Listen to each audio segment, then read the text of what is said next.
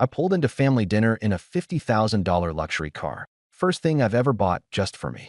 My mom laughed and said, "Maybe stop living so comfortably." I just whispered, "Sure." That night, I paused 118 payments. Mortgage, cars, private school, club memberships, grocery accounts, even their pet insurance. By sunrise, their normal lifestyle was gone.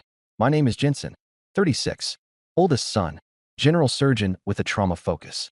I live in Scrubs. I sleep in 2-hour blocks. I know how to stop a liver from bleeding and how to smile at families who are breaking. I don't know how to be a son in my own family. They call me the reliable one.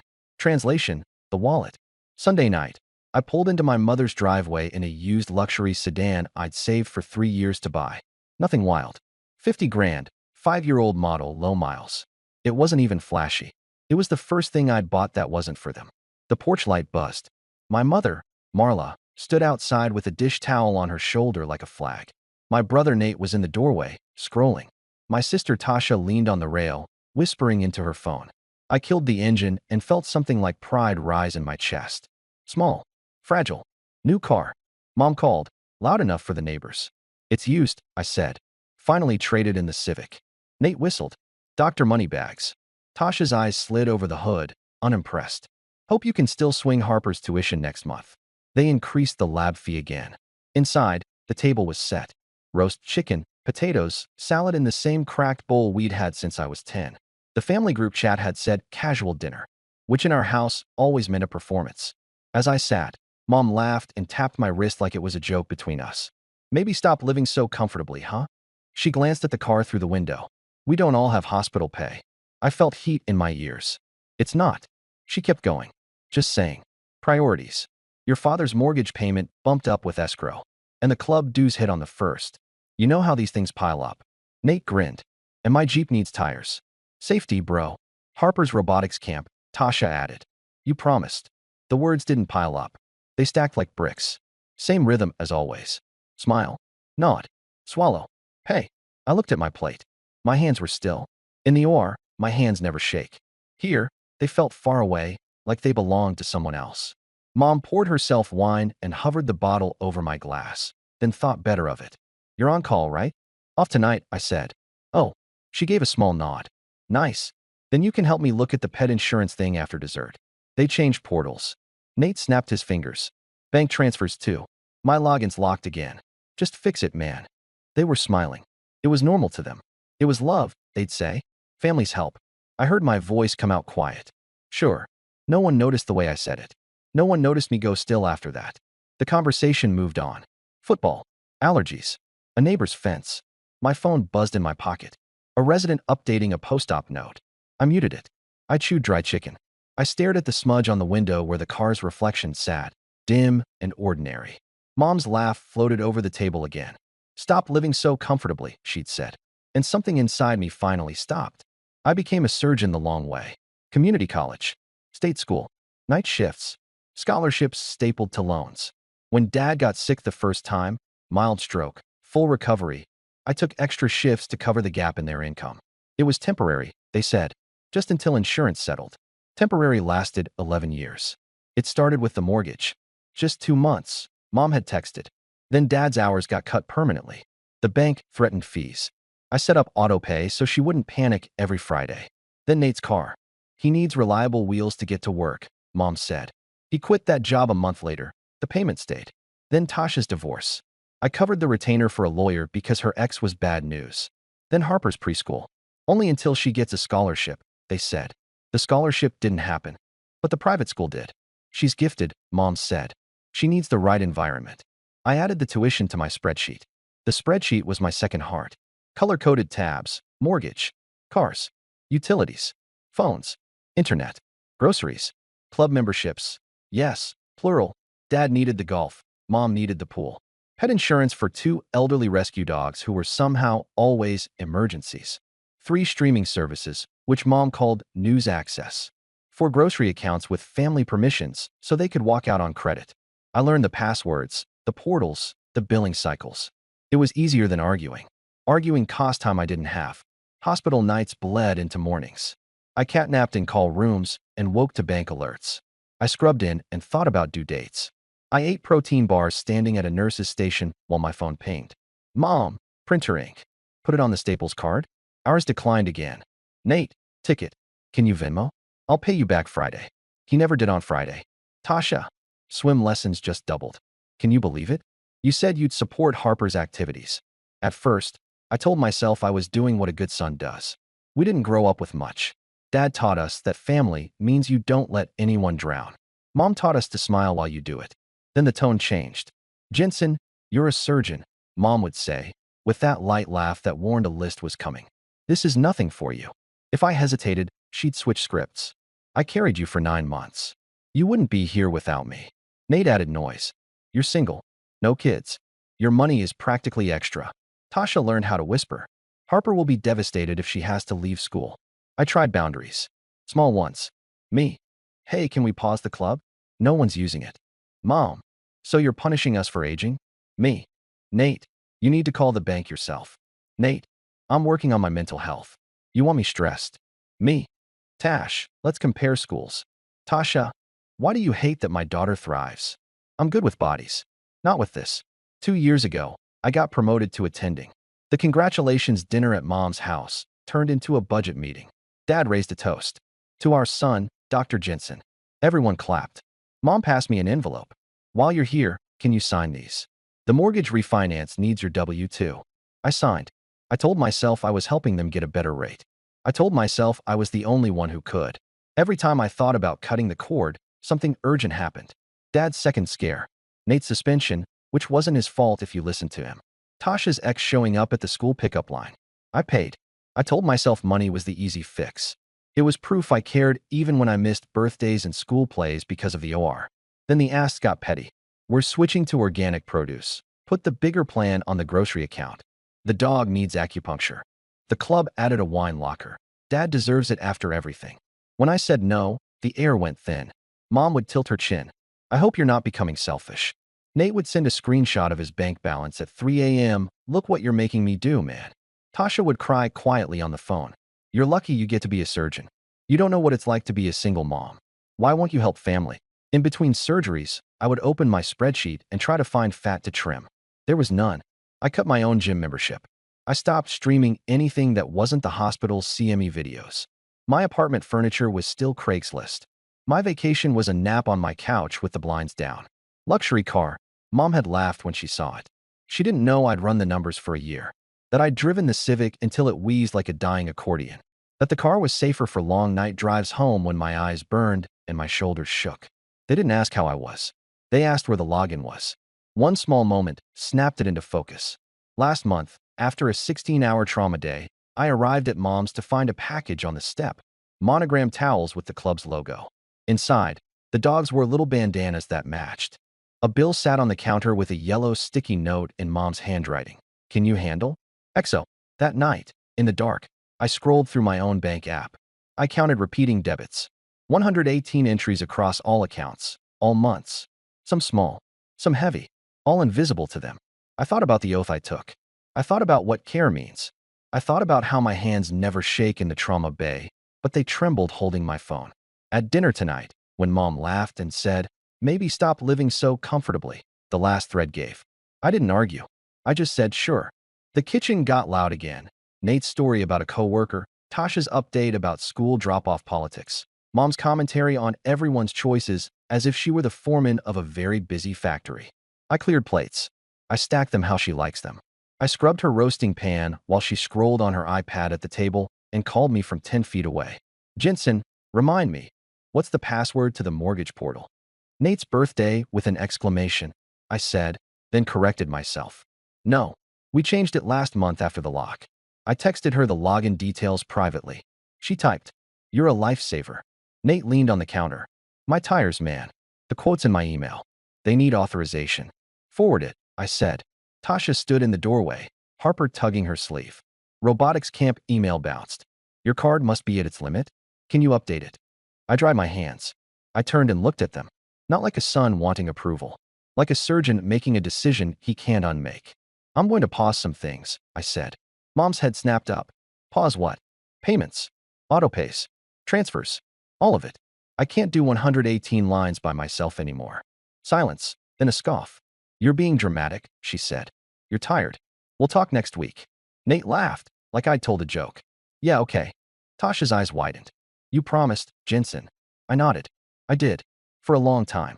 I covered mortgages, cars, school, clubs, groceries, pet insurance. I did the passwords, the portals, the taxes. I'm done. I'm tired and I'm done. Mom's smile vanished. The voice changed. After everything we've done for you, you owe us. Dad, quiet until then, cleared his throat. Son, don't make your mother upset. Nate stepped closer. You think you're better than us because you got lucky with med school? I exhaled. Luck? I lived in a studio above a laundromat and studied under a fluorescent bulb for 8 years. I haven't taken a real vacation in a decade. Luck didn't set your auto pays. I did. Mom slammed her palm on the table. The wine glass rattled. You show up in a luxury car and talk about being tired? Maybe stop living so comfortably and you'll have room for family. Harper flinched at the sound. Tasha pulled her behind her like a shield. She's listening, Tasha hissed. Don't yell in front of her. She's listening, I repeated, softer. I crouched to Harper's eye level and smiled. I'll always love you, kiddo. This is between adults. I stood. I pulled my phone from my pocket. My voice was steady. I'm not arguing. I'm informing. I will freeze every non-essential payment tonight. I will send each of you a list of accounts that have your name on them and the phone number you call to unlock them. You will manage your logins. You will talk to your banks. You will meet your due dates. Tasha's mouth opened and shut. I can't afford Harper's school without you. Then you call the school, I said. Apply for aid. Transfer. Do what parents do. Nate jabbed a finger at my chest. What about my safety? Tires are safety. Then buy tires you can afford, I said. Mom's face hardened in a way I'd seen when she argued with waiters. We made you, Jensen. Without us, there is no doctor. If you walk out on us, you're not my son. I nodded once. It wasn't triumph. It was acceptance. I love you, I said. I won't be your bank. I put my dish towel down. I kissed Harper's hair. I walked to the door. Mom's voice followed me. Don't you dare make us beg. I didn't look back. In the driveway, the car sat under the porch light like a quiet witness. I put my hands on the wheel. They were still steady. I whispered the same word I'd said at the table, but this time to myself. Sure. At home, I opened the laptop I usually used for dictations and CME modules and pulled up the spreadsheet. The tabs blinked at me like little sirens. I started with the heavy hitters. Mortgage, pause. Portal churned, then accepted. A confirmation number. I copied it into a shared doc labeled family. Accounts. Call this number. Dad's truck loan. Removed my card. Set a reminder to send him the lender's support line. Added a note. Call to set your payment date. Nate's Jeep. Canceled the auto pay. The site tried to guilt trip me with red banners. Are you sure you want to risk a missed payment? I clicked yes. I copied the customer service number. I sent it. Private school. I opened the account and saw the tuition figure that always made my throat tighten. I toggled off automatic. I downloaded the financial aid forms and attached them to an email to Tasha. Here are options. Deadlines. Meet with the school. I will pay for this semester to give you time. After that, you'll decide what you can sustain. I hit send. My chest loosened a millimeter. Grocery accounts. I turned off family charge permissions. I wrote Mom a clear message. Your card will work. Mine will no longer be on file. If you need help setting a budget, I'll sit with you once. After that, you can call the store, not me. Club memberships. Cancel, cancel, cancel. 2 clicks, a long hold. A representative who recognized my last name. We'll be sorry to lose you, he said. You're not losing me, I said. You're losing my auto pay. Pet insurance. I left it for last. The dogs were old. I didn't want to punish them for human choices. I switched the billing to monthly, not annual, and texted Mom. You'll get a call to put your card on file. I'll cover 60 days while you sort it. When I finished, the spreadsheet looked different. Fewer colors. More white space. I sat back and waited for the collapse. It arrived in pings. Mom, what is this? Mortgages paused. Are you trying to get us evicted? Me. It's a forbearance option your lender offers. You'll call this number at 9 a.m. to set terms. I'll be on the line once. Mom. So now you decide when we pay our own bills. You are humiliating us. Me. Handling your own bills is normal. Nate. Bro, my car says payment failed in red. That's like a threat. Are you joking? Me. Call your lender. Ask for an income-based adjustment. Here's the phone number. Nate. Or you could do it. You're good at phones. Me, no. Tasha. I saw the email. Thank you for covering this semester. I'm scared. Me. I know. You'll figure it out. I'll help you fill out the aid forms. But I won't pay it all. Tasha, Harper will cry. Me. She'll adapt. Kids do. Adults too. At 2 a.m., the house went quiet. My body remembered the shape of real sleep. I woke up before my alarm with the kind of start I get when trauma beeps. I checked my phone out of habit. 17 texts from Mom ranging from guilt to anger to silence. One from Dad. Call your mother. One from Tasha. Can we meet at 4 to do the forms? One from Nate. A blurry photo of his dashboard warning light with the caption, "This is on you." I made coffee. I wrote out a script like I do before a hard family meeting at the hospital. Short sentences. No apologies. Yes to transitional support. No to being a permanent system. Yes to teaching. No to doing it for them.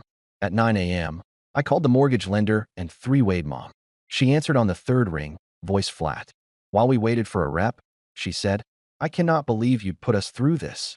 "Mom," I said, "I've been putting us through this for a decade. You didn't feel it because I absorbed it." The rep came on. We verified. We requested a hardship plan. I stayed on mute unless necessary. When the call ended, Mom sniffed. "I guess it's handled." "It started," I said. "You'll call them in 30 days again." Silence. Then, something softer. "You always were good at calls." "I won't be your call," I said. "You will be your call." Nate refused to phone his lender until they threatened a late fee. He texted me fine, like it cost him blood. He set up a smaller plan. He sent me a screenshot of his tires with a passive-aggressive caption, "Hope you're happy with this." I didn't respond. Tasha showed up at my apartment with a messy bun and a folder. We sat at my tiny kitchen table and filled in boxes. Income, expenses, household size. She cried quietly when she had to write her current balance on a line labeled assets. "I feel like a failure," she said. "You're not," I said. "You're adjusting. That's different. What if the school says no? Then you find a school that says yes." She nodded. She took a breath. "Mom's going to hate you for this." "I know," I said. "She'll be okay." At the hospital, I braced for distraction. It didn't come. I was sharper in the OR, not duller. My brain, which had been juggling their due dates, focused fully on my patient's anatomy. I went home tired, not hollow.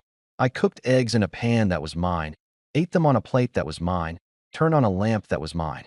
The apartment felt quiet. Not empty. Quiet. Mom escalated.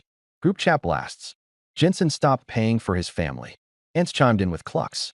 Cousins asked for the full story, like it was gossip. I posted one message. "I love you all. I'm not a bank." Direct future questions to the account holders, not me. Dad called and tried a different route. "Son, your mother's embarrassed." "People talk. They can talk to their lenders," I said. He sighed. "This isn't who you are." "It's exactly who I am," I said. "Someone who knows where to clamp a bleeder." The second week, the club called Mom for a final confirmation. She told them, loudly, within earshot of anyone at the desk, that her son had abandoned his obligations. The story spread like chlorine through the pool. Tasha texted me an hour later. "Mom's blowing up." Also, Harper got a partial scholarship. "It's not full, but it's something." She added, "Thank you for making me apply." I wouldn't have. I sat on the edge of the hospital bed in the call room and let that settle in my chest like a warm compress. Nate's group DM with his friends went quiet after two of them told him to stop flexing photos of weekend bar tabs if he couldn't buy tires without help. He sent me a lone text at midnight. "What's a snowball payment?" I sent a link. He said nothing else. The third week, Mom knocked on my apartment door. I'd never given her a key. She stood there with a Tupperware and eyes like a storm cloud. "Chicken," she said, thrusting it at me like a truce. "From Sunday." "Thank you," I said. I set it on the counter and didn't invite her in. She looked around the doorway. "You live so small." "I live so mine," I said. Her mouth tightened. Then it broke. "I'm scared," she said, a whisper I'd never heard from her. "What if we mess this up?" "You will," I said gently. "And then you'll call the number. And you'll fix it. Like grown-ups." Tears filled her eyes. "You're cruel." "I'm late for shift," I said. "I love you." She turned away, shoulders high. Halfway down the hall, she stopped. "Your car looks nice," she said without turning back. "The leather smells new." "It's used," I said. "I know," she said. "It still smells new." She left. I breathed. The apartment was quiet again. This time it felt like possibility, not an absence. By sunrise on the fourth week, their normal had changed shape. Bills were theirs. Choices were theirs. It was messy. It was honest. And mine, finally, were mine. It didn't end with forgiveness and a group hug. It ended with boundaries that held. Harper transferred to a magnet program with a robotics club that didn't cost 3 mortgages. She sent me a video of her first little bot making a shaky turn. Look, she yelled into the camera. It follows a line. I watched it 3 times and grinned like an idiot in an empty stairwell. Nate stopped sending me screenshots of zeros. He still sends me memes at 2 a.m. He learned the lenders hold music by heart and now complains about it like a badge. Last week, he texted, "Paid my Jeep off early. Suck it." I replied with a thumbs up. It's our language. Dad found a community pool with a senior's lap hour that costs $10 a month and discovered he doesn't need a wine locker to feel alive. He still doesn't say much. He did send me an old photo of us building a birdhouse when I was 8. No caption. I saved it. Mom still tells people I made things complicated, but her voice has softened at the edges. She manages her online banking now. She hates it. She's proud of hating it while doing it anyway. She asked me for a budget template last Sunday and said, "I'll fill it in myself." That was a bigger sentence than she knows. As for me, I keep the car clean. I drive it home at dawn with music low and hands steady. I bought 2 good pillows and slept a full night without dream smoking bank alerts for the first time in years. My apartment is still small. It has plants now, a rug, Saturday coffee that isn't chugged. When people ask about my family, I don't lie and I don't perform.